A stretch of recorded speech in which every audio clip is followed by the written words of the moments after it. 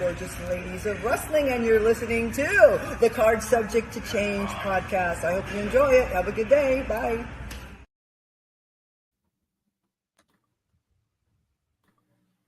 Welcome back to the show. Welcome back to the show.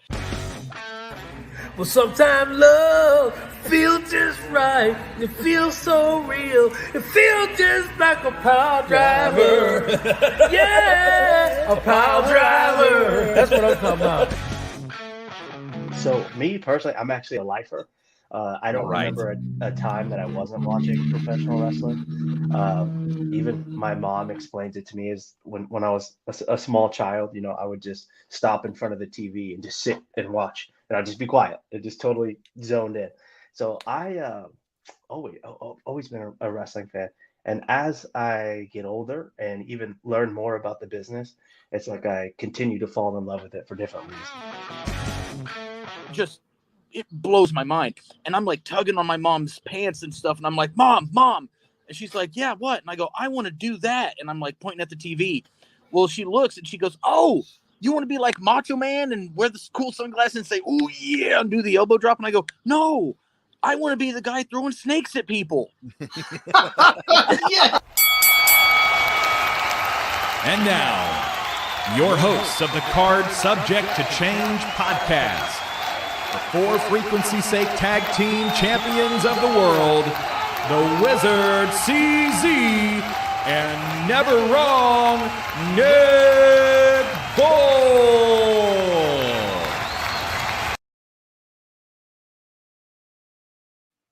Hello, one and all. Welcome back to another exciting edition of the Card Subject to Change podcast, the podcast by the fan for the fan. I am your host, never wrong, Nick Bull. Joining me as always, my tag team partner, co-champ of the For Frequency's Sake Network, the one and only Wizard CZ. Wiz, how you doing? I'm doing real good. I just want to remind the people we are powered by Lopez Pizza, built by Durham Remodeling, colored by Ryan Allison Tattoo, and protected by Jared Zook of Country Financial. Nick, we've got a crowded backstage area today. We're talking all things SummerSlam coming up next weekend, and we got our second ever panel show here. Got some guests new and old. Who do we want to bring in first, my friend? I was laughing about all of our guests. I mean, I'm looking forward to talking to every one of them. But when Christian Rose tells that story, I wanted to be the guy throwing the snakes. I think we've got a forum full of guys that want to throw snakes, would want to be the guy throwing snakes. So that cracks me up. I could see all four of our guests this week being the ones that wanted to throw snakes. So you bring in whoever you want. This is going to be entertaining. We tried it for WrestleMania and it worked. Why not for SummerSlam also? I got a feeling this is going to be a good time. I got a feeling we're going to be laughing more than anything, which is probably a good thing. But I'm buckled in. I'm ready to go. Whoever comes through that curtain first. It's like a rumble. Who are we going to get first? Well, let's start. I joked with him off air that he was going to be last, but can't have our good friend Mr. Timothy Regal be the last one in. Tim, how are you today, sir? I am having trouble hearing you, Mr. Regal. If you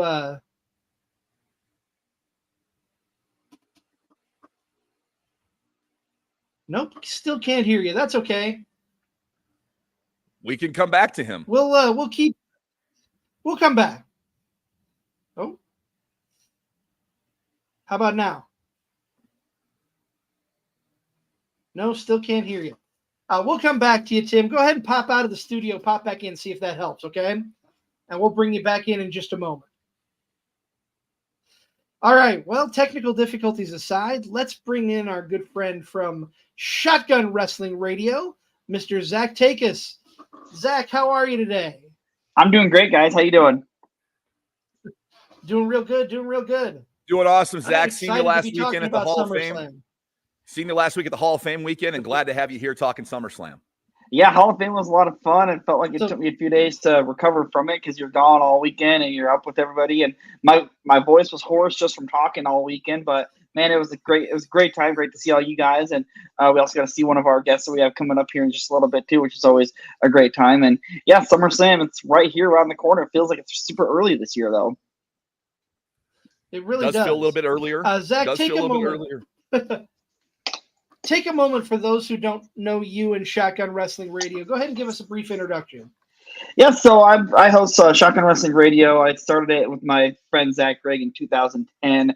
We originally kind of started out as a podcast that taught mainly like national level stuff while throwing in local stuff, and then later on down the line, we pretty much switched to mostly local just because of how much Iowa wrestling there is in the state of Iowa. And he unfortunately tragically passed away in 2020, right before the world shut down. And then I picked it up again, kind of as shows started to open up again. And yeah, we've just been rock and rolling and pretty much try to help all the local Iowa promotions as we can. Because like I said, every month I do kind of a monthly post of where you can find shows at in Iowa. And on any given weekend, you can find a show in Iowa from just about anybody, it seems like. Very true. Very true. You're absolutely right. I'm going to ask each panelist a question here. Instead of why pro wrestling, favorite SummerSlam moment off the top of your head. I'm going to go with SummerSlam 2002. That was the first SummerSlam I ordered as a kid, and it was because of the Shawn Michaels return. And honestly, Going back and watching that SummerSlam, it's one of the best SummerSlams just from top to bottom. When you factor in, you had Kurt Angle and Rey Mysterio. You have The Rock versus Brock Lesnar. I know Rob Van Dam was in there in a killer match too, but you just had Eddie Guerrero. Yes, even that match, like that was just a great SummerSlam, one that I still go back yearly and watch just because of how great it was. Love that answer. Well, it's a great SummerSlam. Love it. So we've got Mr. Regal coming back in. Let's see if we can hear him here. Tim, welcome back to the show. Can you hear me now? Yay! It's a winner.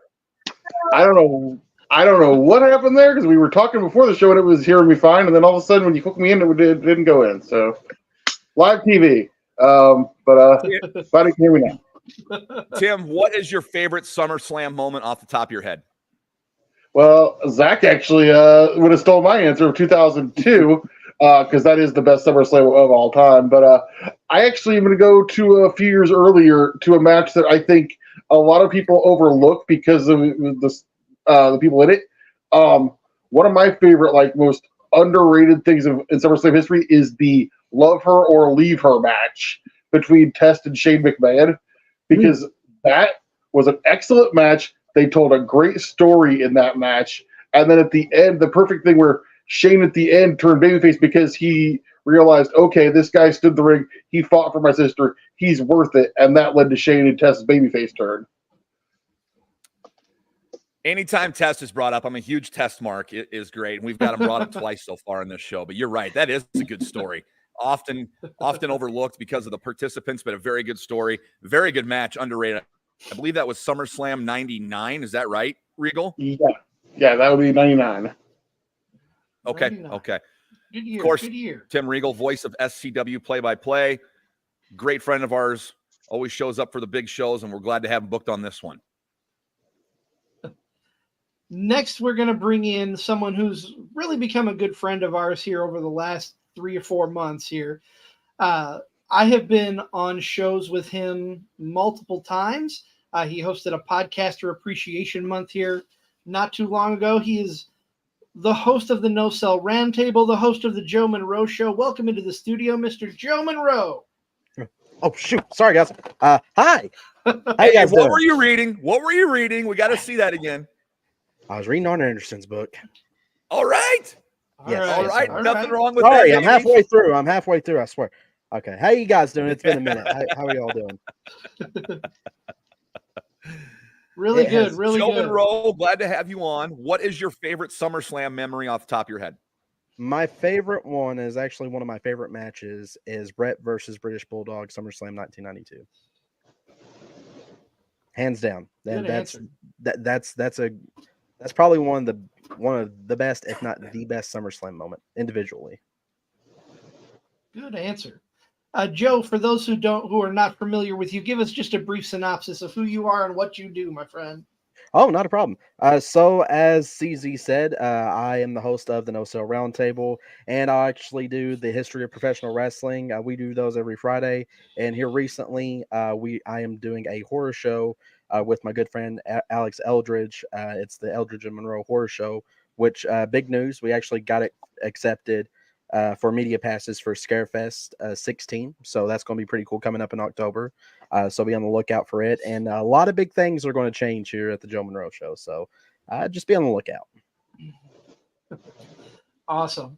And we've got one more guest to bring in here. And of course, when you want to have the best episode previewing any show or best panel show ever, you got to reach for the top shelf. One of the hosts of the 2 Count podcast where comedy meets wrestling. Let's welcome in Top Shelf, Tom Chilstrom. Tom, how are you? I'm doing very well, CZ. Thanks for having me on. I appreciate it. And also, great intro there. You're correct. If you want a great show, you go for the Top Shelf. That's exactly how it goes. Tom, give us a little introduction about what's your favorite SummerSlam memory off the top of your head? Knock it off, you two. All right. I'm going to answer Nick's first, and then I'm going to go to CZ's on this one. So I'm a Minnesota guy. So, you know, it was already announced 2026 will be the first ever 2-night SummerSlam at US Bank Stadium, Minneapolis. So I got to go back to 99, where Jesse the Body is a special guest referee in that triple threat between Mankind, Stone Cold Steve Austin, and Triple H. I mean, he was still governor at the time. And so big deal all around. You know, you get a political figure in there. You get a guy who Vince McMahon probably still hates to this day, still on the show. I mean, what's not to love about 99, right? And then just to give everybody a little introduction to the 2 Count, every Tuesday, 7 p.m. Central, we stream on Twitch, YouTube, and we just got our Twitter back. Had to upgrade to the premium to be able to stream over there. But you can see us there with my good friends JR and Big Ace. Big Ace is the ring announcer for Absolute Pro Wrestling and Madhouse Pro Wrestling. I myself also work commentary for Absolute Pro Wrestling. And then JR is just a comedian like myself. So, you know, we make it work. You know, try and use the similarities between being a comedian starting out and all the rigmarole of that, and then also with how wrestlers seem to have to start out. So it's doing a little bit of back and forth. We have great independent wrestlers on all the time, either from Iowa, Minnesota, or, you know, throughout the country, depending on who we might be able to get as a guest. So it's a lot of fun. We run about 2 hours. It's not a bad way to spend a Tuesday night, to be real fair. Absolutely not. Well, we've got a lot to talk about, gentlemen. We've got a packed card coming up this Saturday. 7 matches for SummerSlam 2024 coming to you this Saturday. Nick, where do you want to start? We've got a lot of good matches to choose from. 6 title matches, 1 huge grudge match. I wanted to throw out there, what do you guys think about just a 7-match card? We have been getting the 5-match cards from Triple H in this kind of new Triple H era. Is a 7-match card going to suffice for you guys for the second biggest show of the year? I don't think so. Mostly because my opinion is that there's no tag team matches on this card. Not that they aren't doing well with all the individual titles, but I think sometimes the build, especially for an Intercontinental and US, seems to fall a little bit on the wayside. So I would have probably maybe scrapped one or both of those for a tag team title match, but we'll get into some of that later. But I think a 7-match card is not terrible, but again, it's the quality maybe sometimes over the quantity. Yeah, I think. Joe, what are your thoughts on? Oh, go ahead. Go ahead, Regal. Go ahead, Regal. I've actually been pretty critical in the past about the 5. I do not enjoy the 5-match pay-per-view. It's not so much that it's a 5-match pay-per-view; it's that it just still takes 3.5 hours to do a 5-match pay-per-view sometimes. 7 matches is okay for a normal pay-per-view, but like Tom said, for SummerSlam, you'd think you'd put at least one of the tag titles on, maybe, you know, another women's match. There's a lot of guys that aren't getting used. A lot of guys and ladies on this card that are on the roster that just aren't getting used on this card, and this is supposed to be your second biggest show of the year. And the fact that they don't even do pre-show matches anymore, so you're just 7 matches, and it's going to take 4.5 hours for it to do it. Just no, you need to have a little bit more action on your big show on SummerSlam. Joe, what are your thoughts? I would have to agree with both men here. It's a yes and no scenario. 5 matches, it's good. I personally think for the not for the big 4, as I like to call it. Big 4 being SummerSlam, Rumble, Mania, and Survivor Series. Well, I did that way out of order. But for those 4, I think you have to at least have 10. You have to have at least 10 matches. Especially if they got a loaded roster. There should be no excuse why. And there should be no excuse why you're having long, drawn out matches. Even on the 5-card pay-per-views, just what Regal said, that should take maybe 2.5 hours, if that.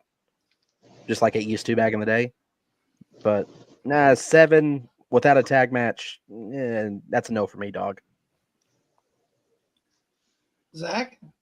Honestly, I'm okay with it because I'm always just, kind of on the less is more type phase, and especially after you experience like the recent AEW show that had like 14 matches or whatever the hell it was, and you were exhausted by the main event. I mean, I know you guys said they don't really do the pre-show matches anymore. I could totally see them though. Maybe since it is SummerSlam, hey, let's go ahead and put the tag team titles on the pre-show match this time around. Because isn't SummerSlam this year in Cleveland? And your boys, Johnny and them, are from Cleveland. I mean, I would think you'd find a place for them on the card. Yeah, is that tag match taking place on SmackDown the night before, or will they make room for it on the pre-show?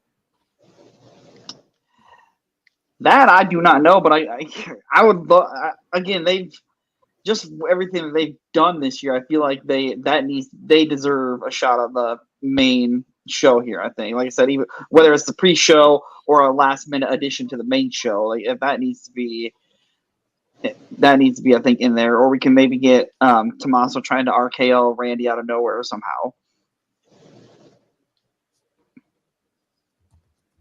I'm with you. I think that the Bloodline being a part of this match needs it to be on a main card. And no slight to Gargano and Ciampa, they should be defending the belts on the main card as well. So I'd love for this match to be part of the Saturday show. Whether or not they use it for Friday night is, we'll see. But I think it needs to be on the main card. That's just my opinion. I'm a tag team guy too. So I agree with you there, Top Shelf, that there needs to be a tag team match on this card with all these singles matches. But we're on the wait and see approach, just like everybody else when it comes to this. So with that being said, we're talking, Tom, you mentioned, the 2-night SummerSlam. What are your opinions on SummerSlam moving to 2 nights? I mean, again, if you're thinking this is probably your second biggest show, which we've all kind of agreed that that's the case. I mean, it really does come down to how do you showcase all your talent as appropriately as possible. I mean, again, you mentioned that there's no Cleveland boys on any of this stuff. I mean, you don't have the Miz, you don't have Gargano on any of this stuff. I mean, those are 2 of your biggest guys. Cleveland's their home, and you're not there. I mean, people were talking about if WrestleMania comes to Minneapolis, well, then you're probably going to see Tiffany Stratton on there. I mean, there was even talk about, Gable Steveson, if he was still with WWE, possibly debuting at that WrestleMania. I just think it's an opportunity where you have a lot of names and you do have a lot of talent. And if you really want some of these stories to come to, fruition and actually develop, you got to give people the time to do it. I mean, we haven't seen a lot of talent in a long time. It just feels like you're really pushing the singles titles, which is fine, but to not have tags or not have more than just one grudge match. I mean, because again, there's always been payoffs for the big 4, especially to not have more payoffs on this one, because we're still not going to see the end of CM Punk and Drew McIntyre after this. I mean, we're going to still have to see that go further because Seth Rollins' involvement is going to skew it one way or the other, depending on who you're going to talk to after the match or how they're going to sell it. So it's going to be one of those ones where, again, there's no real payoffs to this. I mean, Nia Jax could still battle against Bayley for the next 2 months. So I think when you start having 2-night events, they do need to have a payoff to them, because you're going to have to develop the storylines to lead into that. And I mean, and they're separated enough between WrestleMania and SummerSlam to have 2 nights, both events. I think you can develop those stories pretty well and then be able to start your loop back in for Survivor Series and Rumble time and then go into the next Mania. For sure. Top Shelf brings a good point there. When you talk about, and I'm not sure what match order we're going to talk about here or not, but when you talk about, we're not going to get the ending of CM Punk, Drew McIntyre. I'll add to that, Top Shelf. I don't think we're going to get the ending of Liv and Rhea. I think that's just the next step into that story. That's not ending by any stretch of the imagination. So you're right. There might not be any big payoff here. And with it moving to 2 nights, you're going to want to question that. Maybe kind of have, with WrestleMania, we kind of come to expect the end of storylines and the beginning of new ones. Maybe this is a fresh start for storylines with it going to 2 nights here in a couple years. That, SummerSlam, okay, new storylines now. That's kind of like the thinking we get with WrestleMania. Okay, we're getting fresh storylines now. Maybe that's a chance for them to do that when it does move to 2 nights. Well, and even with the 2-night thing, and not to step on anybody's toes here, but I think with the Netflix deal that they have, this is a way of, again, kind of, Netflix is huge on having seasons, right? So if you're going to have seasons available to them, this is a good way of all of a sudden now you're leading past summer. Now you're looking at the fall. This is the start of another season. That's, I think, why this might be the development they want to go towards with SummerSlam being 2 nights. But remember, too, with the Netflix deal, for the U.S. people like us, our pay-per-views are still going to be on Peacock, I think, through 2026. So, and I would be shocked if Peacock doesn't offer them a buttload of money, because they'll lose a ton of subscribers if they, I'm assuming, lose their WWE deal. Yeah, I have Peacock for one reason and one reason only. Sure, there are a couple of other things on there that I will watch occasionally, but I have Peacock for the WWE. The Olympics. Speaking of the Olympics, head on over to our Facebook page. We are running an Olympic tournament of our own with pro wrestlers, so be sure to hit the like button on which one you vote to move on. Sorry, had to plug the Facebook page. Great segue. I'm glad I could help.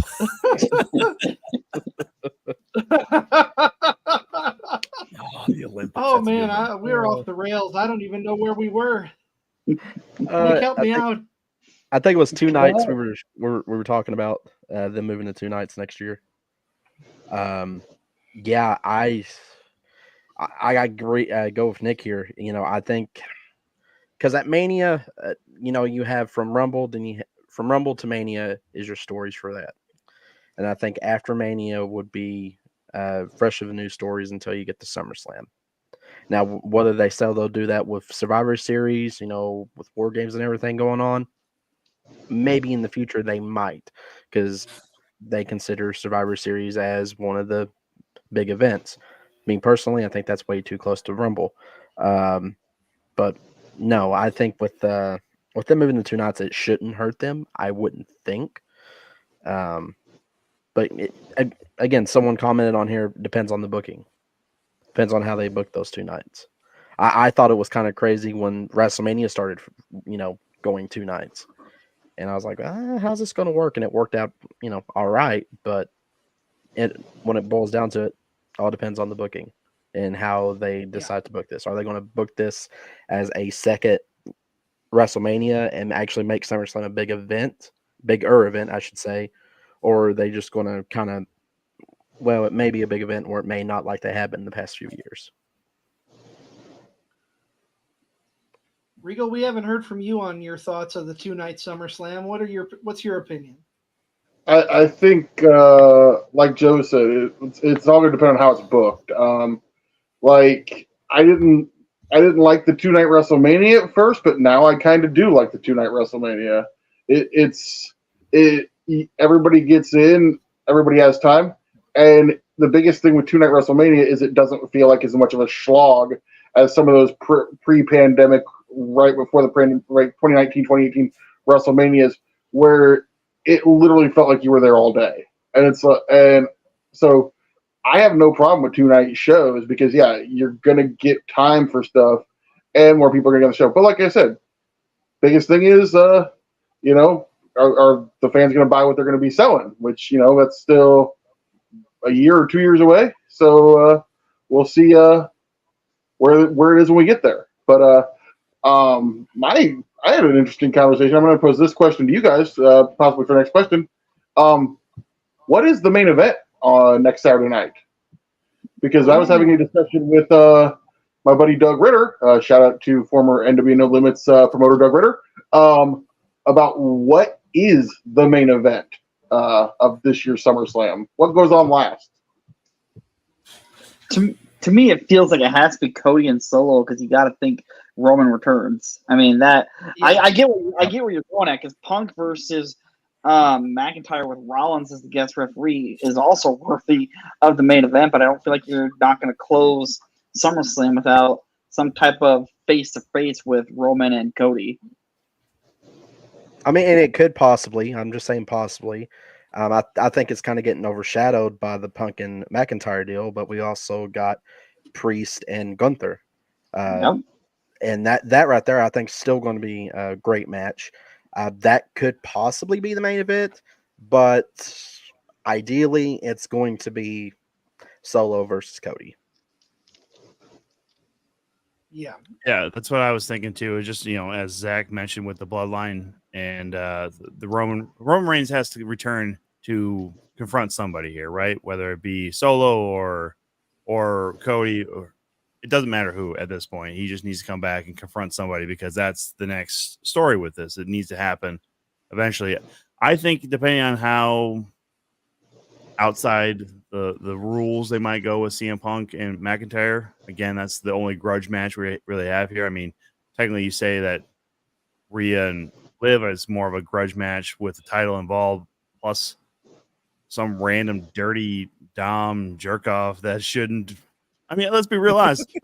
This is the most soap opera story they have going on right now, and it's two women who are very much established, more than the guy that they're going for. It's like, listen, I don't know who's booking this stuff, but Dom is probably the least likely guy to get this, so good for him. I can't believe we're bad-mouthing my boy Dom. I'll bad-mouth him all day, Tim. I'm not worried about him coming and trying to get me, all right? He can't even let me play off of that. He's too short for it. Let me play off of that a little bit. When do we see the custody of Dominic ladder match between Rhea and Liv? I mean, is this story like going to WrestleMania? Survivor Series, maybe. I mean, There you because if you got Roman coming back at SummerSlam, then I mean that's going to be built up to that's going to be Survivor Series War Games. Come on, we all know that. And I know I had a buddy that was supposed to wrestle a certain member of that family, but he canceled all of his bookings after the month of September. Not going to say who. I don't want to spoil it. But he was supposed to have a match with them in November, but they said, hey, he's canceling all of his bookings after, starting in September. So that just tells me that someone that rhymes with the name Godzilla may be appearing pretty soon. And I think that's going to be, that could be what's happening with, the custody. God, I can't believe we're saying this. I mean, what do you drop that suitcase with as a big chicken nugget? If you want to go ahead and make it right for Dominic, since he likes chicken nuggets or whatever, he has got to be the most briefcase full of chicken fingers. Yeah, there you go. He's got to be one of the most luckiest and most hated person in wrestling in WWE. But I mean, he is taken after his father, Eddie Guerrero. So I mean, it is what it is. Yeah. Well, let me pose this question to you guys. Do you think The Rock returns too? Because there's rumors that he just finished filming. Does Rock return as well as SummerSlam? And like you guys said, maybe they set up the whole bloodline division here between Rock versus Roman? That could be a possibility, yeah. Because again, well, how about this? What if Rock comes and Roman is waiting, just waiting? We won't get Roman as of yet. We act like Rock's coming in to help, but it's a swerve. That could happen. I don't think I'd be upset with that. Right. I like Heel Rock. This final boss Rock has been my favorite since before 2001 Rock. That's fair. I mean, I think if you're going to have, you can't have both. It has to be either Roman or The Rock. You can't really have both of them come back like this because it's, I mean, it's a major pay-per-view, but or premium live event. Excuse my language, everybody. Yeah, don't. Let's get that corrected now, okay? Please don't at me, everybody. Okay, premium live event. But now we've got to put an explicit warning on this episode. Thanks, Tom. Yeah, I know. I said the wrong thing. Yeah. I also said jerk off earlier. Are you sure you shouldn't have put this on before that? I mean, but again, the reality is, and you saw this a few times with AEW in the past, right? If you try to have too many, this is who we just signed, or returns and whatnot, and The Rock and Roman Reigns are two of the biggest names still in wrestling right now. If you have both of them return on the same night in the same story, it makes little no sense. I would say it makes more sense as far as The Rock goes if he's going to align himself with the Bloodline again and become the actual leader there and take over for Solo. But if you're going to have one, I would say maybe The Rock just for that reason. I think either way, this is where the storyline gets so much fun. There's a bunch of different ways you can go here. I do think if that's the only option other than that for main event, I think is Punk versus Drew. But yeah, if we're getting The Rock or if we're getting Roman or whatever, it's definitely going to be the Cody versus Solo match as the main. And like the best part of it is it could go a couple of different ways. But obviously, I think it's the next chapter in the Bloodline story, which clearly we are nowhere near the end of.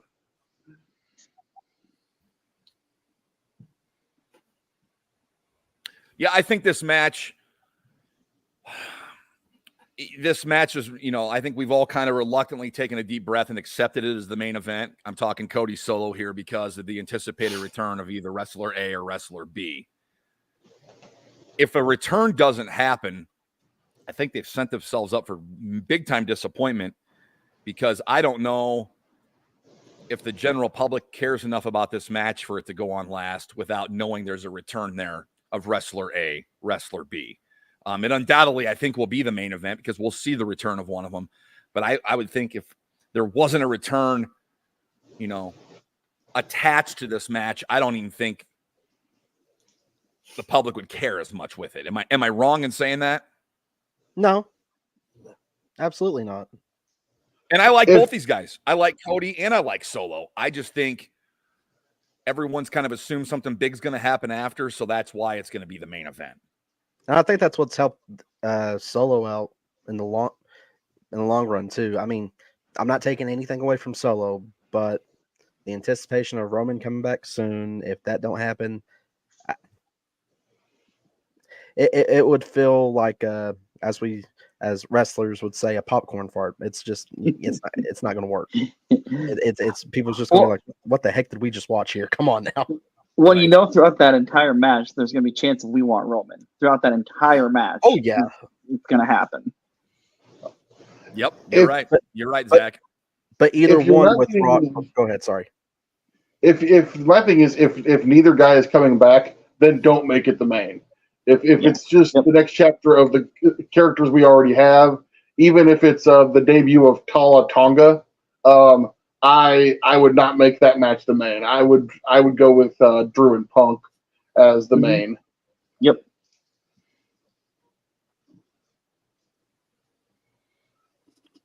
Well, then we're all in agreement, then, right? Yeah, I think we are. Very rare for a wrestling room to be all in agreement. We need to get in the room with those three of us. We need a gavel that says "agree." Boom. Agree. Boom. And on this topic, though, it's pretty easy to agree just because when you look at the level of talent there's very few that you're thinking are on that main event. Now, I mean, Solo's really not there, but with the story that they're telling, yes. But again, CM Punk, Drew McIntyre, they've been there. Seth Rollins obviously involved with that. You just don't see that with the rest of the card. Damian Priest is getting there. Gunther should be there, really. But again, if we're looking at actually across the board, all the talent levels, you're only looking at about 2 matches that really have the names behind them to be the main event. Right. And like I said, I think the whole Punk and Drew thing has overshadowed the Priest and Gunther match. I hate to say, because that's one match I actually am looking forward to, towards. I don't know about you all. I think that's going to be a great match. Now, Joe, whether I'm glad Gunther you- wins or not will be different. Joe, I'm glad you bring that up because I feel the same way. I'm looking forward to both those matches. I feel the one's being overshadowed. We've talked about it already. Let's go ahead and get it out there. Let's talk about Drew and Punk with Rollins as the guest referee. Give a round of applause here to WWE for doing this right. With Punk being injured, there's only so much they could do. They've done everything right. I think hats off to Drew for really taking this role on in this feud, in my opinion, and running with it. Like, I think he's added a dimension to his character. I think he's made maybe even being made a little more watchable. Like, okay, I care about what's going to happen to him going into this because everybody wants to see this. Everybody wants to see these two guys rip their heads, each other's heads off. There's literal disdain there for each other. If it's not the main, it's the semi-main, in my opinion. And unfortunately, it overshadows Priest and Gunther. But when you got 3 names involved in a big-time match, and it's the first time they're getting their hands on each other, it's going to kind of supersede everything else, in my opinion. Yeah. It is. And at least for me, I feel like it's the perfect time to put the title on Gunther. Like, Damian Priest had a really nice run, but I'm like, if you don't put the title on Gunther here, it's like, kind of, for me, it's like, okay, where do you go? You had him drop the IC title at Mania. Now I think this is the next step, and he would, in my opinion, be a believable champion. This, for all intents and purposes, is leading me to believe, maybe others, that this is like Gunther's coronation, right? It feels like that. It seems like it should be. I've got a feeling they're not going to give it to him, and I'm going to be very pissed off and upset. Like, this is his time, in my opinion. Like, it should have been sooner, in my opinion. This guy has it all. Goes out there and puts on classic after classic. That's a guy he's really evolved into this character. He can talk better now. Man, if they don't pull the trigger on him, I think they're missing a major opportunity. And it's no disrespect to Damian Priest. I can see this match being, I can see Gunther winning, but I can see it because of the animosity between Priest and Finn Balor. I think Finn Balor is going to somehow interject himself into this match and in all likelihood cost Priest his title. I agree with you. I'm gonna throw a different scenario. I think Gunther wins clean. I think the Judgment Day comes out like they're gonna help Priest, and that's when the turn happens. That's when Finn and JD turn after the match. But no, I think Gunther is definitely winning the belt here, and I think he's winning it clean. And then you're seeing the turn because the next chapter of the Judgment Day feud doesn't need the title belt to have heat. The heat is going to be the fact that the Finn, and I think this also ties into the Rhea and Liv match. I think the story here is that Liv and Finn have been working together the whole time to take it down from within, because Finn, who technically did start the group, became second fiddle to Edge, and then became second fiddle to Priest, and technically third behind Rhea, and he's mad, so he teamed up with Liv, who wanted to get back at Rhea, and they're taking it down behind the scenes. And I think that's where the next chapter is. So which match happens first on the card, the women's title match between Rhea and Liv, or this match with Gunther and Damian Priest? Ooh, that's a good one. I would probably... With what you're saying, your reasoning. I'm going to throw something crazy. I think Gunther and Priest is the opener. Ooh, okay. Mm-hmm. I'm fine with that. Actually, Start the show big, start it hot. That's actually what I was going to say, Tim, too, is that, especially when you look at like Money in the Bank, they have the men's go first. And not to get out of the way, obviously, but one of those ones where if you are trying to set the table for a story throughout the night, it's not bad to have it, especially if it's going to be basically the destruction of Judgment Day. Set it up that way, because then you can have 2 or 3 matches still, have Rhea and Liv, and then you're still paying out the whole story throughout the whole night. Right, and I agree with you. Regal, to correct you, Damian Priest was in Judgment Day before Finn got in. Finn was the 4th member of the Judgment Day, but it still works for Finn because you got to look at Finn's past. Bullet Club, I can say that. He started Bullet Club within New Japan when he was Prince Devitt. This could be, thankfully, God, I hope it is, we could see Finn finally getting the props that we all know as wrestling fans that have followed him most of his career knows he can do. I think he can start his own little Judgment Day group with McDonough and Liv, possibly Carlito. It depends on Carlito. I mean, he's just kind of there for comedic relief. I call him the Santino Morella of the Judgment Day, but no one can surpass R-Truth though. But I have to agree. I think either they cost Damian the title, or it's going to happen after Gunther wins clean. Either way, we're going to see that turn, and it's going to have to be kind of what it was with Edge whenever they kicked him out of Judgment Day. It's going to be kind of like that rivalry, but a little bit better. Y'all have got me excited now that I'm fully entrenched that this is the first match of the night, and I'm even more excited that it's going to be Gunther and Damian Priest. Allow me to say that we are powered by Lopez Pizza, built by Durham Remodeling, colored by Ryan Allison Tattoo, and protected by Jared Zuck at Country Financial. We are the Card Subject to Change podcast, the podcast by the fan for the fan. We are joined by Zack from Shotgun Wrestling Radio, Top Shelf Tommy Chilstrom from the 2 Count podcast, Joe Monroe from the Joe Monroe Show, and Timothy Regal, the play-by-play voice of SCWPro Wrestling. I'm never wrong, Nick Bull. This is the Wizard CZ. We're talking everything SummerSlam right now, and match placement and whatnot. And we fully believe, I hope it's true, that it's going to be Gunther, Damian Priest to kick off the show. Where would you be putting Seth and Drew? You don't want it to take away from the main event, but at the same time, it's probably the second biggest card on this show.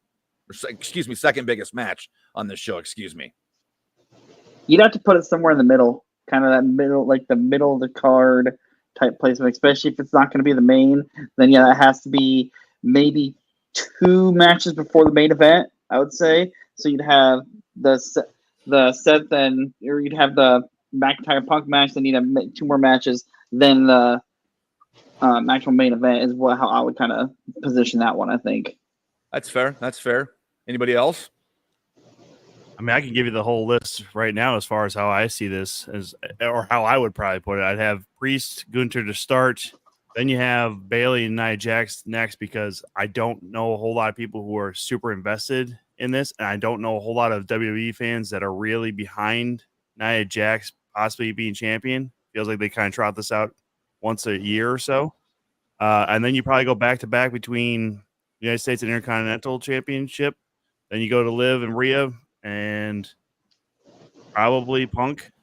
I mean, those are interchangeable as far as I go. I think Liv and Rhea interchangeable with Punk, McIntyre, and then probably like I said, the Undisputed WWE Championship as the closer. Well, don't forget about the U.S. title match with Logan Paul and LA Knight. Yeah. Did I miss it? I said Intercontinental and U.S. are interchangeable at 3 and 4. Okay. My brain didn't register that because I don't have a brain. Well, if you're going to talk about the U.S. Championship match, I mean, we brought it up here. A lot of people did, as far as Gunther. If he doesn't win, it feels like it's kind of a waste. I'm in the same boat if LA Knight doesn't win that championship. Yep. One, Logan Paul has barely defended it, but also, what are you doing with LA Knight then if you aren't pushing him up further? Are you just going to have him be your mid-card fodder for people to elevate them? Okay, that's fine, but he's probably not going to be your face of Slim Jims for very long, like he's supposed to be a guy. He's a commercial face kind of thing. So, Tom, I agree with you totally. Like, it seems like the ship has almost sailed with LA Knight, right? We've been riding this 2-year wave. We thought, or maybe we were told, that something would have happened bigger sooner with him as a Money in the Bank winner, as a title holder, and it hasn't happened. Like, it's shit or get off the pot time, right, with LA Knight. Like, if he doesn't win this, it's what do you do with him, right? Oh, that's 100%. my opinion. 100%. Because it's just, again, he's been, as Eli Drake, he was a champion before TNA, NWA, and then even NXT, you had him still be a guy, be one of the guys who's running the company. And to have him be where he's at, and like you said, no payoff as far as Money in the Bank, even a Rumble win or anything like that, and then no titles on the main roster. At this point, again, it needs to be shit or get off the pot right now. Right. Absolutely. I think. Oh, go ahead. I think LA Knight is winning here. Honestly, I think you've gone about as far as you can go with Logan Paul as U.S. champ. You got the big headlines when he won it, and I think it's time for him to drop it off to somebody who can be on TV regularly with that title belt. And yeah, like everybody said, you got to give LA Knight something. He's super over, and obviously he was never going to beat Roman for the belt, but I think this is the spot that you can give him a title belt and then feature him on TV in some pretty decent, like, upper mid card feuds going forward. But yeah, I think I would say Paul, or I would say LA Knight wins it here. I can see either way, but I agree. I think Logan Paul's, he had his time with it. It's time to move on. Same with LA Knight. I look at the United States title, same as the Intercontinental. That's a workers' title. That's for someone that you truly believe in, that's going to work their tail off for you, aside from either your WWE champion or your world heavyweight champion. Mm-hmm. But I would probably see, if he wins, he holds it anywhere from 6 months to a year. Then after that, I would elevate him more back into the main event spot. I hate that it was kind of a waste for him in the past. But if you're going to have someone like LA Knight do that, be like your workman for a little bit, either have him lose it maybe once during that run and get it back to him. Then after that second loss, that's when you would have him chase after either the WWE Championship or the World Heavyweight Championship. But LA Knight, to me, needs this win. He's got to have it. It's time for him and them to trust in LA Knight and let him do what he does best. I mean, for crying, I'm waiting on the dummy button to come back when he was Eli Drake. That's what I'm waiting on. And I was hoping he would do it with Logan, because I think that would have been a perfect opportunity with this feud. Or who knows? They could just have him and Logan feud for the next up until Rumble. I don't know. I can't say for sure. That could be a possibility as well. Knowing, because I hate to say it, they have pretty decent chemistry together. So I can see different paths with this one. Intercontinental title. If you want to set up Survivor Series for the War Games, you got to get it off Sammy soon. If not at SummerSlam, then it's probably going to be on a Monday Night Raw. Let me hold you up there for just a minute, because we've been talking for almost an hour, and I have a feeling if we don't pay dues to our network and our sponsors, that the for frequency's sake tribal chief DJ Jarvis is going to yell at me, and I don't like getting yelled at by DJ. He doesn't. So we're he doesn't yell at me. He yells back. at CZ. He doesn't yell at me. He yells at CZ. Yeah. We'll be right back in just a moment.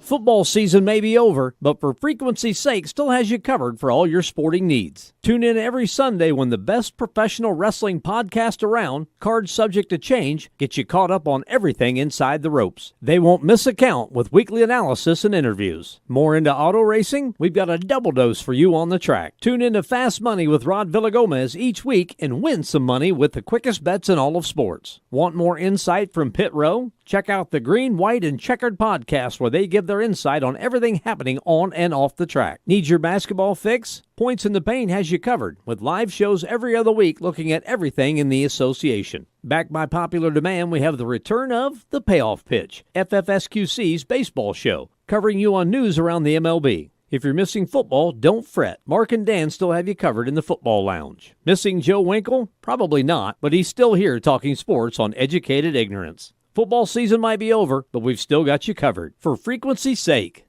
you know what we mean. For frequency's sake is brought to you by Durham Remodeling, serving the Quad City area's remodeling and repair needs since 1973. Clint's Draft House, grab a bite and a pint. 7th Street, Moline. Lopez, New York-style pizza served up by the slice or pie, Davenport. Lifted Energy, energy drinks, coffee, donuts, and more. #GetLifted. Atomic Sports Cards and Collectibles. Sports cards and memorabilia, vintage clothing, hats, pennants, and more. Ryan Allison Tattoo. Step into the vibrant world of tattoos with Ryan Allison. And A Cut Above, offering quality custom woodwork designed specifically around our customers. Hey everyone, we are checking out at Walmart. We've got ourselves 4 full carts. We are got plenty of toys here. We're going to see what our final number is here in a couple of minutes. But we've got a couple of nice folks here checking us out. But hopefully we'll got plenty of stuff for everybody to get everybody a nice happy Christmas this year. Football season is just around the corner, and once again, For Fantasy's Sake is running its annual Toys for Tots Fantasy Football Leagues. Don't miss your chance to be crowned the best fantasy football player in the Quad Cities and help raise money for Toys for Tots of the Quad Cities. The For Fantasy's Sake Toys for Tots Bowl is loaded with great prizes and even better local celebrity participants, ranging from professional athletes and news personalities, and even former Iowa Hawkeye fullback, SCWPro and pro wrestling trailblazer, Steve Manders. To sign up, just visit For Frequency's Sake on Facebook or Twitter and follow the links. Welcome back to the show. Welcome back to the show. Welcome We've back got to one more Card piece of business to take care of.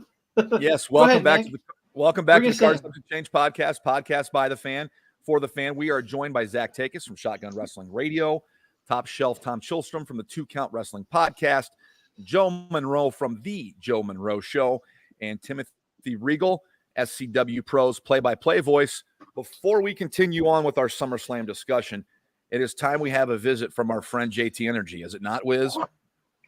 It sure is. I know. Regal says no. Regal says no. I know. Regal says no, but here's JT Energy with a moment of focus. Welcome to a moment of focus with the feline phenom, JT Energy. And this week, what are we focusing on? You know what we should focus on? Doing things just a little different. Getting out of your comfort zone.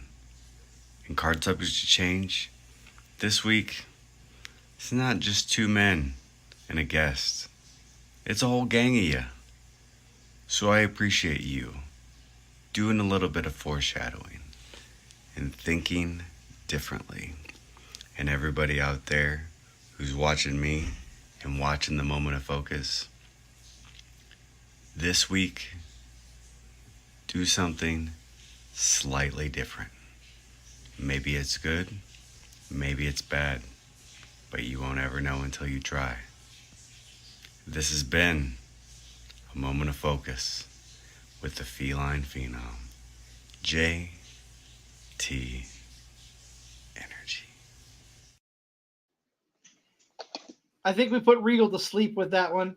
Before we get back in there, before we get back into our lively discussion here, I just want to give a shout out. If you are not going to watch SummerSlam, what's that? Is the goof that thinks he's a cat done talking? Hey, first of all, you respect JT Energy, sir, okay? He is an institution of Iowa wrestling and all throughout the Midwest and the globe, by the way, okay? So you respect JT Energy, sir. Yeah, anybody that knows us too knows me and Mr. Energy do not get along very well. Well, that's your fault, Tim. If you are not going to watch SummerSlam this Saturday and you are in the Oskaloosa area in Iowa and you want to see some great pro wrestling, JT Energy will be there among many other friends of the Card Subject to Change podcast. Go check out Mall Madness, brought to you by Central Empire Wrestling. They're trying to make this is a new location, a new venue for them. They're trying to make this as big of a show as possible. And as always, we here at the Card Subject to Change love supporting our friends on the independent wrestling scene all across the state of Iowa and the world, if we can. So the guy thinks he's a cat? He's the feline. He's the feline phenom. Do some research on the man before you start asking random questions here, Joe. Okay? I mean, in today's world, you can't tell. I'm just asking a simple question. He doesn't identify as a cat. He has cat-like tendencies. Don't be screwy like this, man. Okay, fine. Cat-like tendencies. So that means never mind. Speaking of cat-like tendencies and cat-like reflexes, let's talk about Braun Breaker and Sami Zayn in this Intercontinental title match. Great segue, Nick. You like that?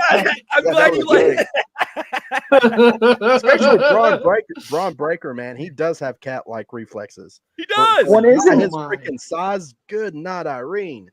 Isn't this a triple threat match, or is it just Breaker and Sami? It's just one-on-one. It's Sami Zayn, and there's no Ilya Dragunov involved. It's just Sami versus Braun Breaker. That's unfortunate for Ilya, but it's interesting because CBS Sports is actually listing it as a triple threat match. Really? What? Yeah. Well, WWE is, so shut up, Zack. To be fair, maybe they know something the rest of the world doesn't. There is one more episode of Raw before we hit SummerSlam. Maybe I think they very well could turn this into a triple threat tomorrow night on Monday Night Raw. Well, you guys can watch for me. I'll be up in one of those suites, living that top shelf life tomorrow night at the XL Energy Center in St. Paul. So no big deal, everybody. I got sweet tickets for Raw. It's okay. It's okay. I know people have a little bit of envy sometimes, but we can't all be top shelf. I'm envious of. Are you looking forward to the show tomorrow night? I am. Just the Go Home Raw has always been their biggest show. I mean, even the Go Home SmackDown's a lot better, but it's still not the same as the Go Home Raw. Are we in agreement here that this is the time to pull the trigger for Braun Breaker to become the Intercontinental Champion? I mean, they've tap danced around it long enough. They kept him out of the King of the Ring. They've kept every other title off him. I think now is the time for him to take that title. Yeah, 100%. I mean, it's got to be, again, similar with Gunther and the world title. Like, if not now, then what are we doing? Because, just the way that Braun's been built since coming up, it just makes the most sense.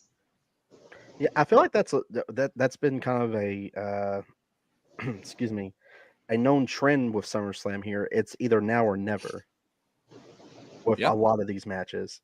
And again, with the Intercontinental title match, if they want Sami, whether he's going to be part of the OG bloodline versus the Enforcer bloodline, as I like to put it,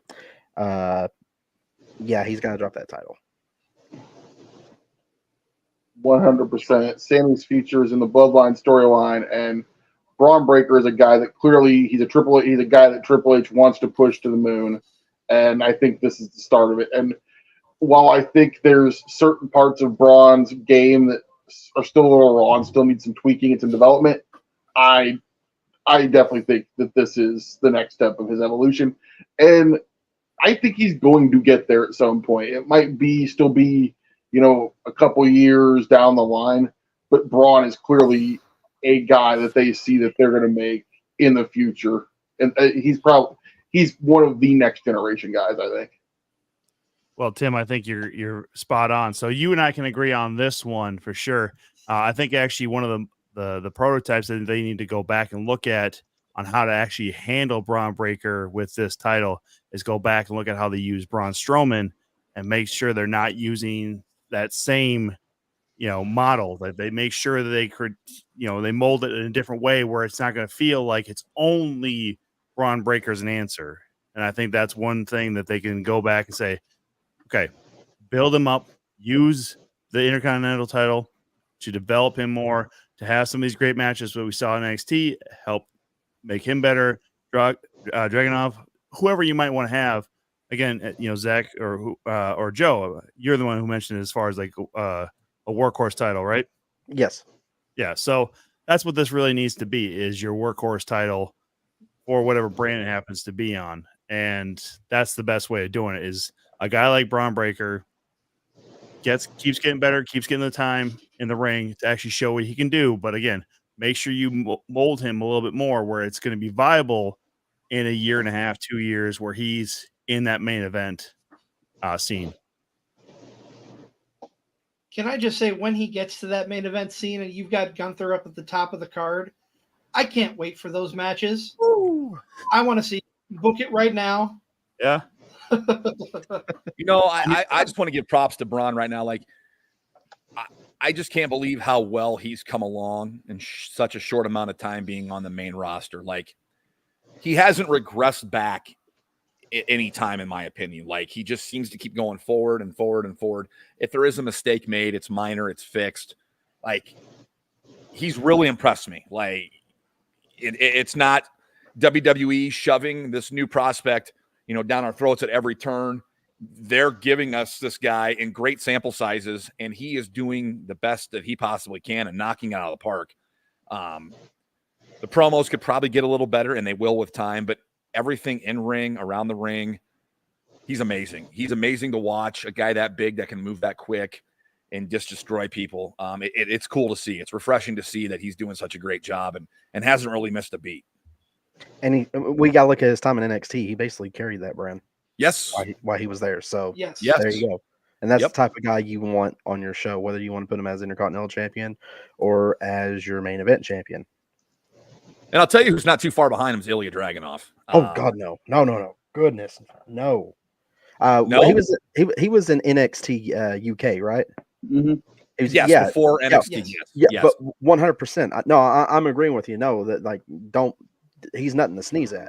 That guy is in a whole different league. I think for his size and his agility, he's something. Even on the independent scene, he was something. So I agree with you, Nick. 100%. Okay, no, cool. I'm like, no, man, I think he's great, and I can't wait to see what the future holds for him. I think there's battles down the road with him and Braun. I think that's a storyline. I want to see them run. I want to see him run Dragunov and Gunther back at a WrestleMania. Yes, I'm with you there too. I'm fine with that too. What independent promotion? One of their matches in front of like 70,000 people. Hey, if we're going to London, let's do it in London. Hey, hell yeah. I'd be okay with that. I'd be okay with sadist. What an absolute sadist Tim is. I mean, you saw their test after that last matchup between those two. You want to see that? Those meat patties again, those burger, just flesh like that, just beat up like that. What a sadist you are, Tim. Unbelievable. Well, if it draws money, Tom, it draws money. Oh, I get it. But also just bring it up now, so close to when it happened, and just I want to see it again. There's something wrong with you, Tim. You got to roll it back a little bit. You can't just say that outright. I mean, I know a lot of people here are agreeing and stuff like that, but I'm going to blame you for being the top shelf sadist on this one, Tim. Okay, unbelievable. I say this: that's one of the most violent matches I've ever seen, and I watch a lot of death matches, and there are death matches that aren't even that violent. Like there are death matches that aren't even that brutal. So, well, hopefully 24 hours from now, after tomorrow night's Raw, Ilya's added to this to make it a triple threat. It just enhances that match even more. And I think we all agree that Braun's walking away with this, and this is the time to crown Braun as your IC champ. Yes, sir. Wiz, what do you want to talk about next? What match? Down. What's that? Oh, you're going to hate me. I don't want to bring the mood down in the room, but we haven't touched much on Bayley and Nia Jax, and I'm going to say my piece. There's a reason. This is the match that needs to be off of the card, and DIY needs to be defending their belts in place of this match. That is my opinion. We all need a bathroom break match, and this is it.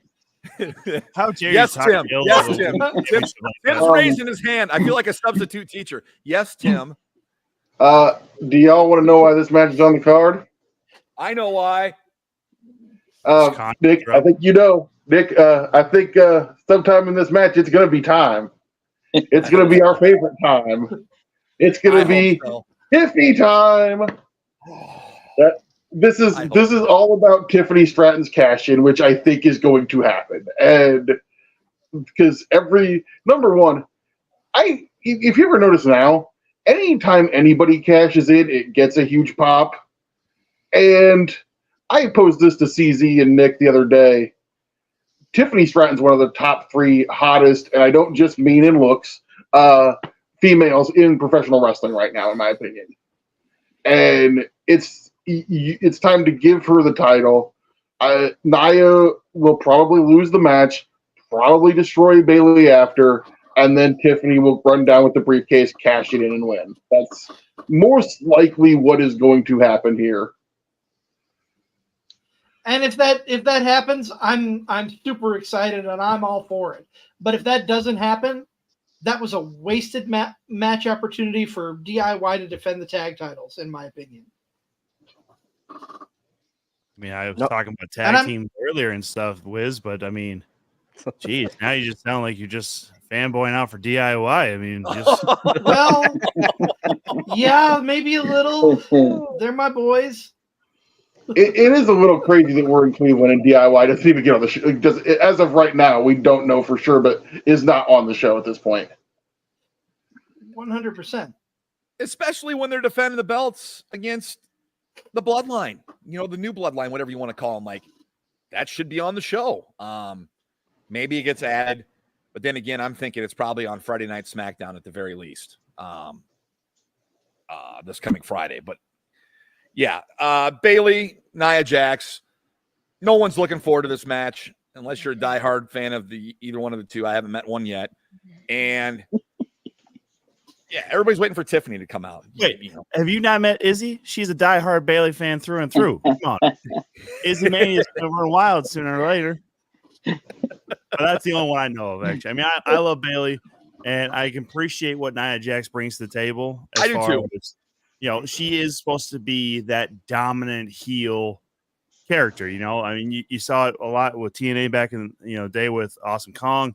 I mean, they've done this before with a lot of different women and men throughout time. Mabel was supposed to be that thing, where you just can't go through them. You got to try and pick them up and slam them. Yokozuna is, same kind of thing. I just don't think that Nia Jax has the likability that you would need to see in this level of championship match. I think it's a fair point. It's a fair point. Agreed, Tom. Definitely not. I would probably go get popcorn from the microwave at this point, just like everybody is getting popcorn and going to the bathroom at the concession stands. But I want to touch base with DIY. They could add the match. You never know. They could add a match. Fingers crossed, but probably. And CZ hopes it's DIY. I mean, it should.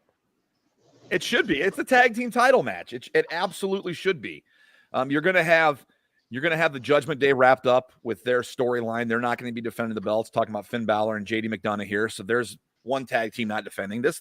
There should be a tag team title match on SummerSlam. There absolutely should be. Hopefully it gets added. Hopefully somebody out there is listening and they add it. But I want to propose something here. Aside from that match, the only other thing I can see is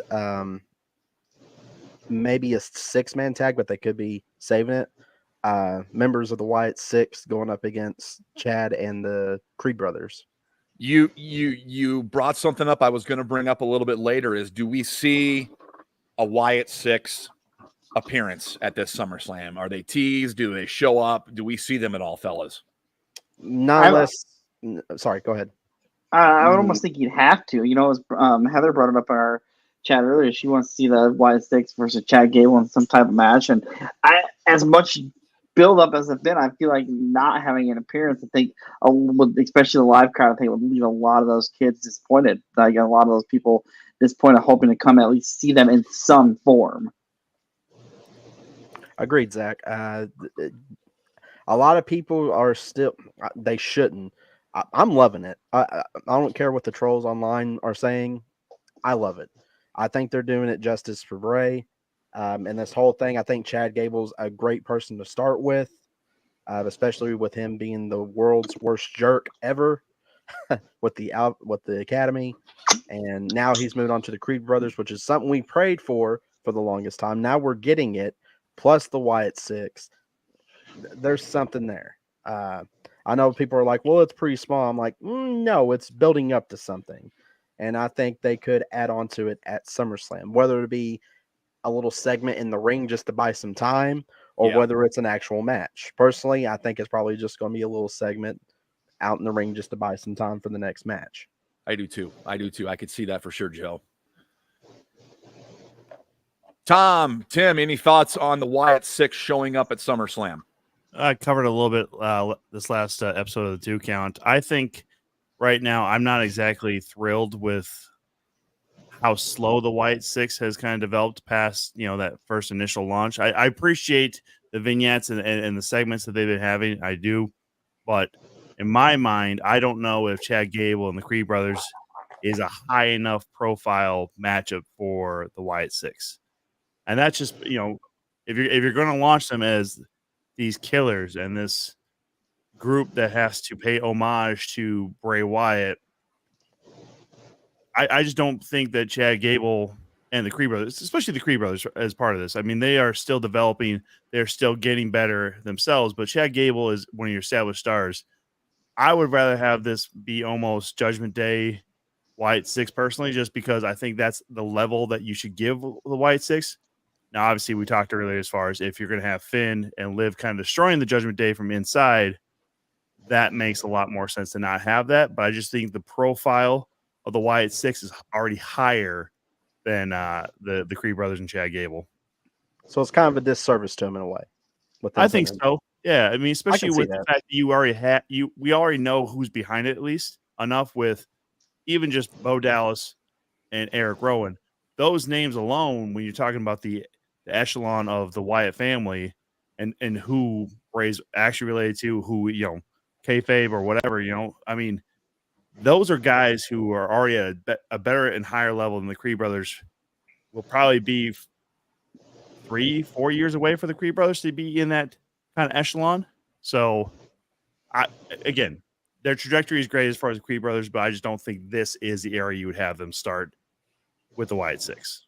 I can agree with you on that, but I think there's one of those, well, we're going to take it slowly and just start here, then we'll move on. I think that's what they're doing, but I agree with you. They're already high profiled, and especially with the vignettes coming out each week with a different person, member of it, I mean, it's building up more than what it already has. Tim, what are your thoughts? I see him maybe doing a segment, but I don't see it being like a match. I really enjoyed the debut. I've enjoyed everything so far. But yeah, it does seem a little slow, but I think they've at least got some idea of where they want to go. And I like the fact that they're doing the vignettes with the Wyatt Six, where you're actually talking to Eric Rowan, actually seeing Bo Dallas.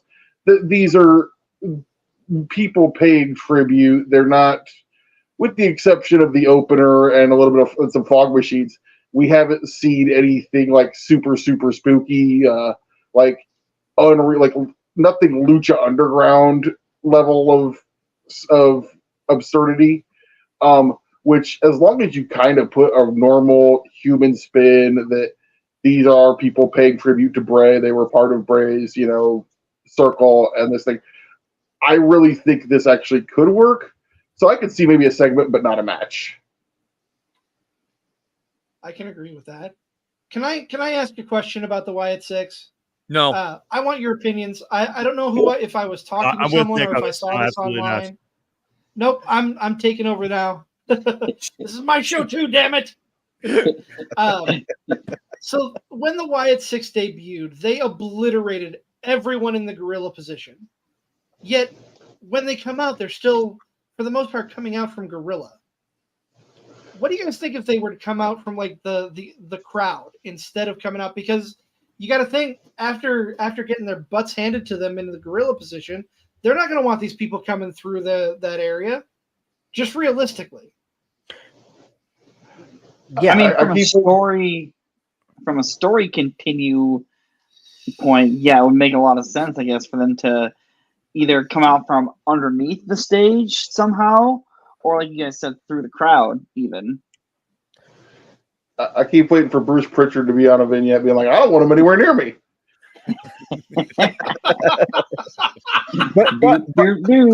but he's got to be in his brother love gimmick.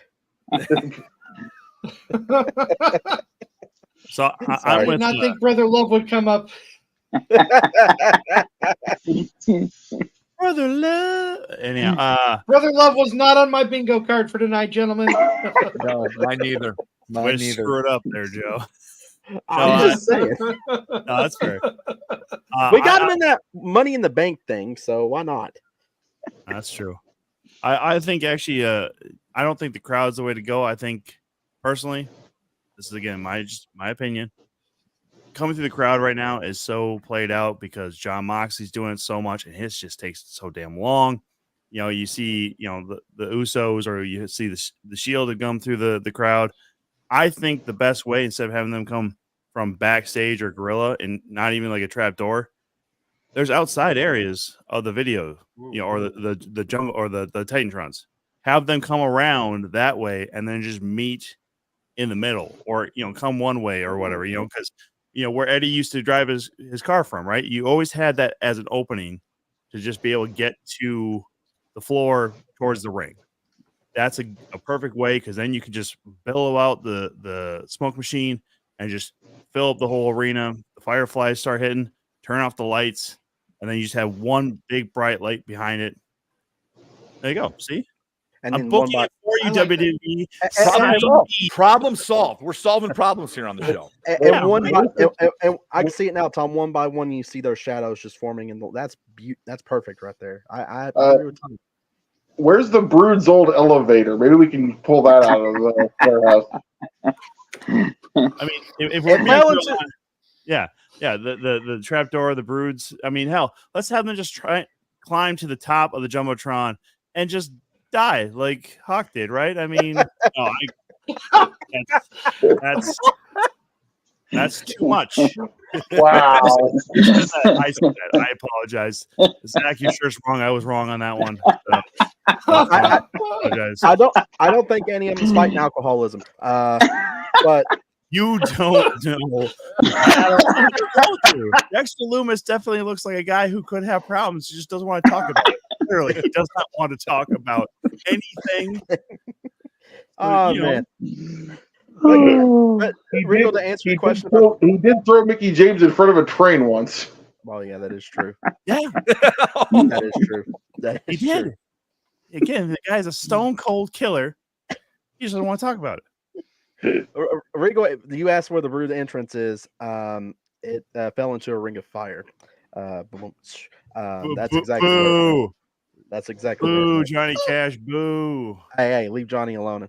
But no, I agree. The whole the coming through the crowd, it's way overdone. Nobody's the Sandman, guys. Come on. But yeah, it is way overdone. I agree with Tom. Have him come out of the side of the Titantron and just reveal them one by one with the light. That's actually a perfect way to do it.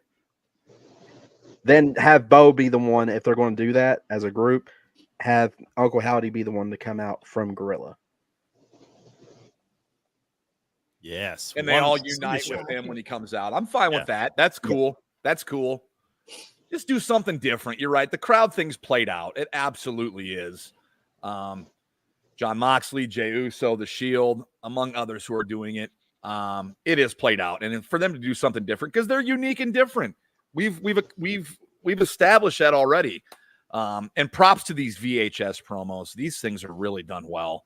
The editing on them, the content, like the stories that they're telling with these VHS promos is really good. I, for one, would love them all to enter from underneath the broadcast table so Cole would shit his pants. Six people coming up from underneath you like, what's going on here?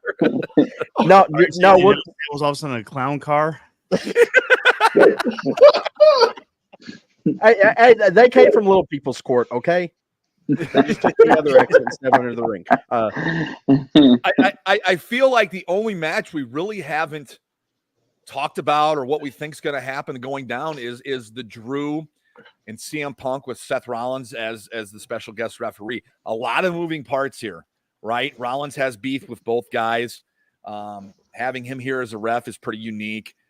Punk and Drew want to tear each other's heads off after what happened at the Rumble. The injury up to this, Punk costing Drew at WrestleMania. A lot of combustible elements here. How do you guys see this match shaking out? What's going to happen here? I feel like with it being Punk's first singles match back, I almost feel like he has to lose here. Just kind of, I guess, earn his way back a little bit with the fans and even the locker room there. And I think I'll be shocked if Rollins is the one to actually count the 3 during this match. That's Okay. what I'll be more surprised by that than anything, Okay. I guess. I could see it being a possible Shawn and Undertaker type deal where Rollins finally just grabs a chair, gets sick of Punk. Punk ducks, swing and the miss, and he hits Drew instead. And he has no other choice but to count that 3. We all know the first person that was visibly upset that CM Punk came back was Seth frickin' Rollins. Who better than have him do something that he does not and will not do, but he's forced to do, and to give Punk the 3. I would have to say, if that scenario happens, then Punk has to win. Any other scenario, Punk loses. I mean, there's plenty of scenarios in AEW that Punk should have lost too, but so I have my doubts. I have my doubts that the ego will allow him to take a loss. So I think the way you basically played that out, Joe, is probably the closest we're going to get to a clean finish on this one is if somebody accidentally hits Drew with something. And the best bet would be Seth Rollins.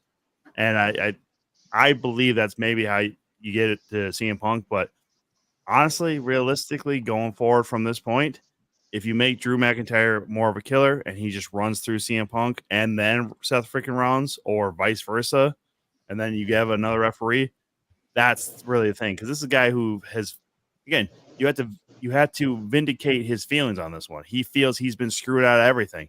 I mean, he won it the Royal Rumble or Mania in front of a crowd finally, and then it's so quickly taken away from him. He feels like he's being held down, which is a fine story for him to tell because kind of has been. He carried the company during COVID with there's no one there. He was the Thunderdome champion.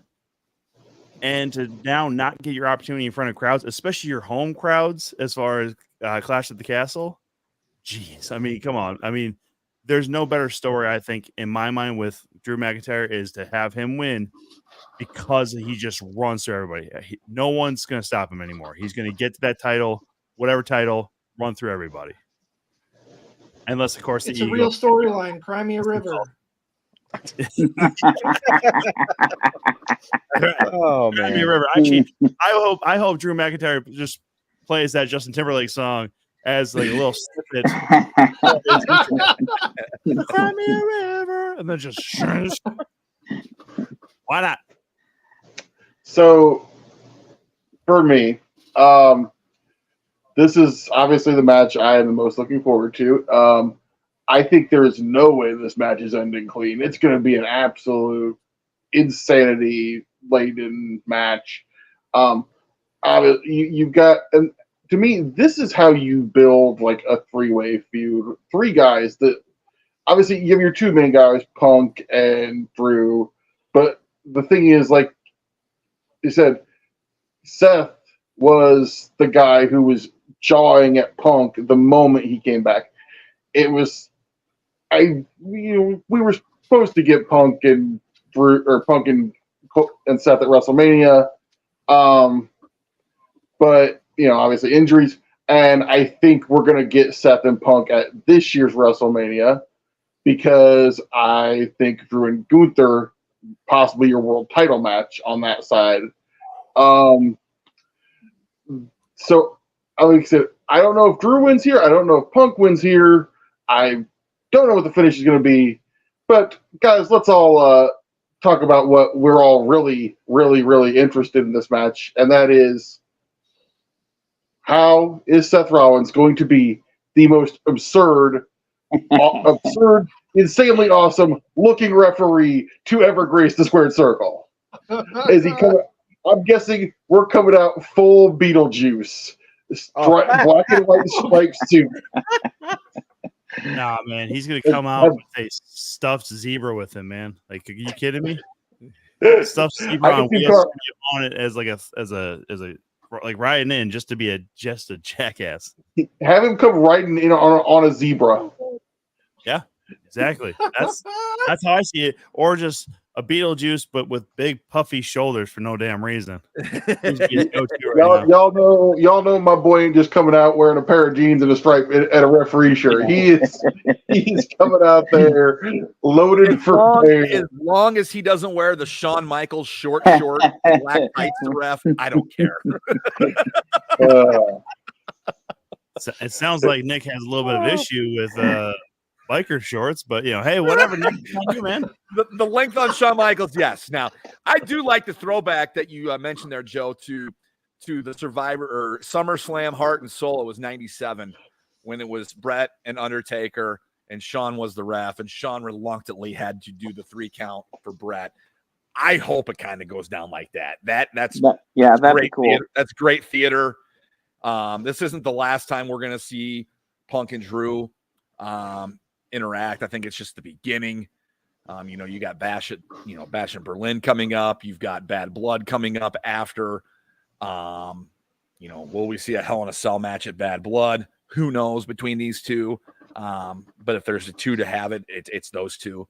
So I guess I'm really finally excited and interested to get this feud kicked off. Like we've been teased for months. We're finally going to get him in the ring, and then the magic's going to start. And that's what I'm really looking forward to the most, is seeing how these two play out on the screen and what we get out of it. Either you have the blow off here at SummerSlam or you have it at Hell in a Cell. That way Drew can move on. Yes. Yep. I'm totally fine by that. I agree. Sign me up. Well, I think we've covered. Is there a match we didn't cover? I think so. We didn't cover the DIY match, CZ. Oh, shut up. Nick, that was cruel. That's cruel. I had to. I'm sorry. I applaud that, Nick. I appreciate that. That's a sweet, sweet burn. Suck it, I think I'm gonna cover the camera on next week's Moment of Focus. We'll cover up that. Hey, he did say try something different. Yeah. Yeah. Well, before we let you guys off the hook, I want to go around and I want to give you all a chance to plug your socials, plug your shows, plug wherever we can find you. And I want to start with Tom. Yeah, you guys can find me on the 2 count, like I said, every Tuesday, 7 p.m. Central, twitch.tv/2 count wrestling, YouTube at 2 count 9907 for whatever reason that they want to do that. And then at the number 2 count on Twitter, as far as the live show goes every Tuesday. You can find me at Tom Chilstrom on Instagram and X. And then, I don't know, just do a search for Tom Chilstrom if you want to see where I'm doing comedy or anything else. And then if anybody, you mentioned this Central Empire show this Saturday, Algona, the Kossuth County Fair is going on, and Absolute Pro Wrestling will be there on Saturday as well, starting at 2 o'clock in the afternoon, only a 2-hour show. So 2 to 4, you'll see me and Big Ace there. And then, that's about it. Awesome. Zach. Yeah, you can follow us on all of our social media accounts. Just search for Shotgun Wrestling Radio on Facebook, Shotgun Radio, and the number 1 over on Twitter. And follow me on Twitter at Zack Takis. And yeah, we should have a preview for that CEW show with Austin Bayless coming here probably Tuesday morning. So I'm planning on taping with him tomorrow night. So awesome.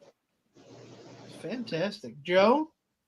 Well, you can catch. I'll be back on live tomorrow on Facebook with the Eldridge and Monroe Horror Show. We're going to be going over Scream 4. Oh God, please pray for me on that one, guys. And and then on Friday we got another episode of the History of Pro Wrestling. We're going to talk about Rob Van Dam. The month of August, which I guess we kind of started this month, it's going to be ECW month.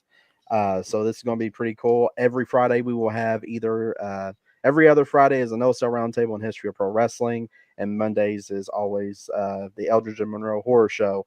But other than that, you can find us on Facebook and YouTube and Instagram under the Joe Monroe Show. We are the only ones on there, and we got Tiki Talk, which is hang on, God, stupid glasses. I'm getting old, guys. At Joe Monroe 94. Yep, there we go. Joe Monroe 94 is where you can find me on Tiki Talk. Apologize for that, gentlemen. I had to get my cheaters on. Turn into Shawn Michaels slowly, and the lazy eye is coming soon. But yeah, just find us. We're rebranding, so that's a huge step. Just be on the lookout. We got some new things coming, and hopefully, if any of y'all want to come on the round table, just let me know. And of course, Regal, you're representing SCWPro as well as yourself. Obviously, first thing, if anybody wants to follow me on Twitter, it's SCWRegal444. If you want to follow SCW Pro, it is at SCW Pro. We have got a big month of August, starting out August 10th in Bluegrass with SCW Pro Hot, Hot, Hot. The following weekend, we are back-to-back Saturday, Sunday, 3 shows at Wake Brewing in Rock Island as part of the Alternating Currents Festival. And then obviously all roads leading to September for the SCW Pro 21st anniversary show. Also, if you want to watch SummerSlam with me, head on down Saturday night to sponsor of the Card Subject Change podcast, Low Pies Pizza. Get some amazing pizza. Listen to me and who knows, probably Alex McCarthy, maybe our good friend Stevie Mo, scream about wrestling, and occasionally you might hear me scream about soccer. But if anybody's a soccer fan wants to follow me, and Joe, by the way, no besmirching of Scream 4 because Scream 4 is amazing because that gave us the debut of Kirby Smart. So that's the only thing good that happened in Scream 4, okay? Oh, man. Well, I want to go around the room here. I want to thank Zack Takis of Shotgun Wrestling Radio, Top Shelf Tom Chilstrom from 2 Count, where comedy meets wrestling, Joe Monroe from the Joe Monroe Show, and of course, our good friend Timothy Regal for joining us on this roundtable discussion.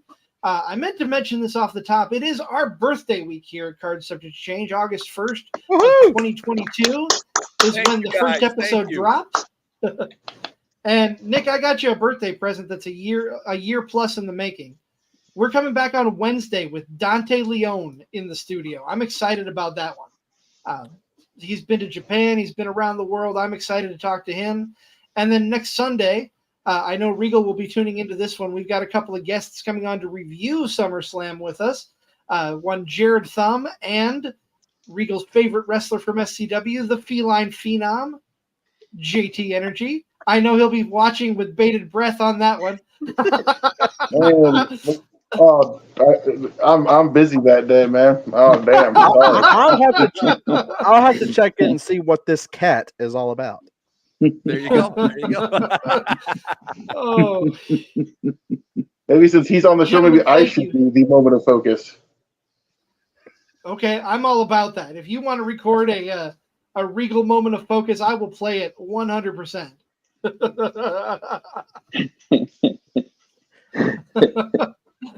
All right, gentlemen, this has been an absolute blast. So thank you all for being here.